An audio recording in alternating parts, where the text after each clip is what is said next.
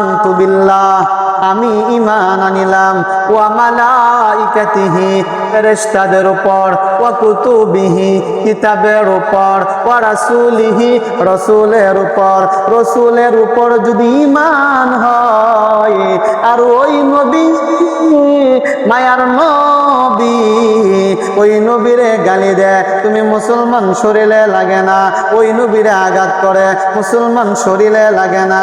নবীর চরিত্র নিয়ে কথা বলে, আই হাই হাই, নবীর চরিত্র সাধারণ চরিত্র না।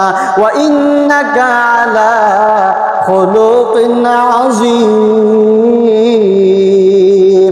ইহার চাইতে সুন্দর চরিত্র আর হতে পারে না।